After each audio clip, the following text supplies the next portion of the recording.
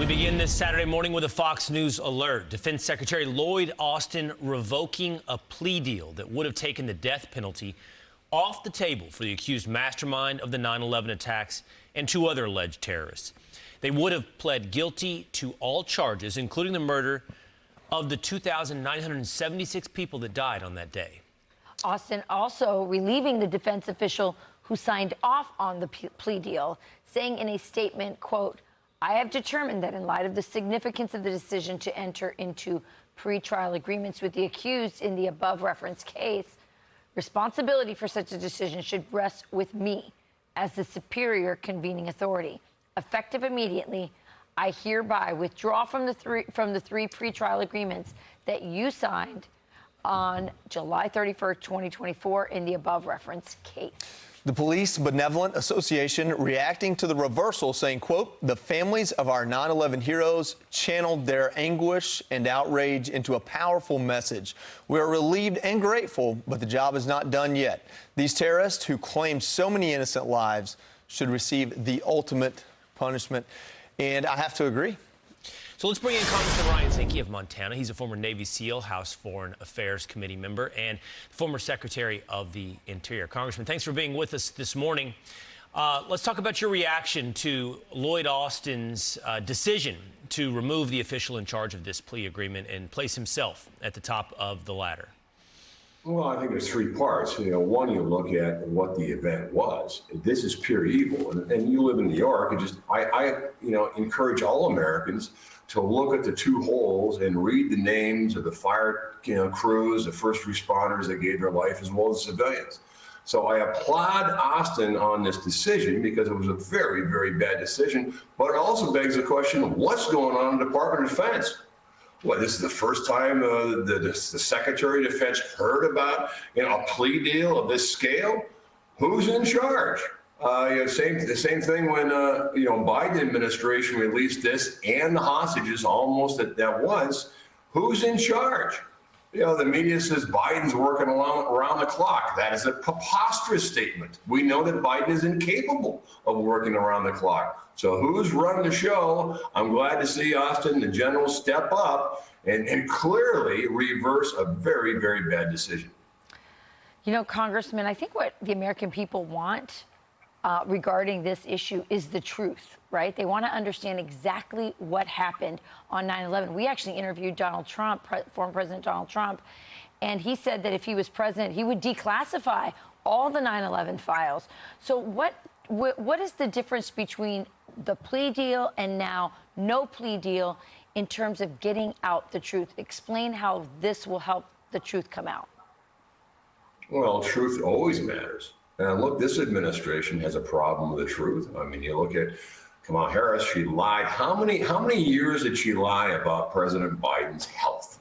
Because every day she said he was great, top of his game, works around the clock. That's a lie. This is a lie.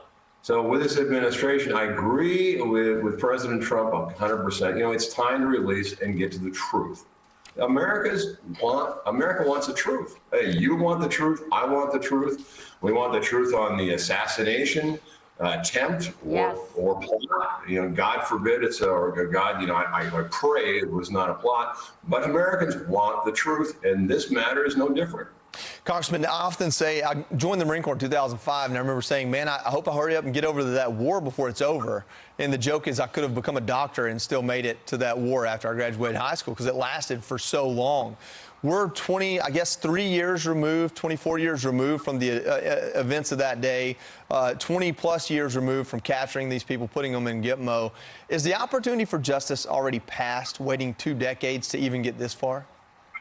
Not with the truth, but good point. The wars were a very long period, very painful for America. But I do think that the underlying truth is important. Whether it's, I assume it's going to be under President Trump. He's focused on it, as he should be. But, again, we face some challenging times. Just remember what's happened in the last 60 days. So many things happened. And a lot of arrests look, we want to know the truth. I don't think that's so much to ask for American people to say, you know what, we want truth in our government. And, looking at truth and underlying, This is exactly why no one trusts our government. I ask the question a lot of times, give me a department, an agency, a division of the United States government and you have full trust and confidence in, and it seems like crickets. So, underlying truth is important. And I think a lot of it, this is what this election is about. It's about a movement of trying to restore accountability and truth to our government. We should trust our government because our government should be trustable. Right now, it's not. Congressman, really quickly before we go back to this story, when it comes to the plea deal that was made for Khalid Sheikh Mohammed and these other alleged terrorists, regarding the truth, you've been involved with the Foreign Affairs Committee, and you've seen behind the scenes of many of these things. It's pretty unbelievable to think whoever Lloyd Austin just relieved of their job made this call independently. It's very difficult to believe that's what happened. So in your experience, how high would this plea deal have had to have gone up to be approved? I mean, I wouldn't be surprised, sitting from my vantage point, to hear your answer be the President of the United States. This is a big deal. This is Khalid Sheikh Mohammed. So I'm just curious, who would have had to give the stamp of approval to a plea deal that took the death penalty off the table? Well, buck stops here, in my opinion, as the commander-in-chief, the president.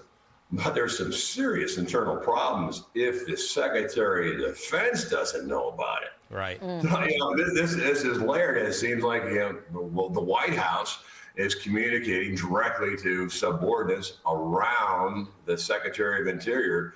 Not good. Not good for a structure and an organization that depends on a chain of command, starting with the commander-in-chief. And you are exactly spot on. Who's running this country? Right. That is the question, That's isn't where it? you started our conversation this morning. question. Exactly who's in charge. It's just unbelievable that the Secretary of Defense, much less the President of the United States, didn't know about this plea deal that has now become a scandal they had to relieve themselves of. Congressman Ryan Zinke, thanks for being with us this morning. Great to be with you, and God bless, guys. I'm Steve Ducey. I'm Brian Kilmeade. And I'm Ainsley Earhart. And click here to subscribe to the Fox News YouTube page to catch our hottest interviews and most compelling analysis.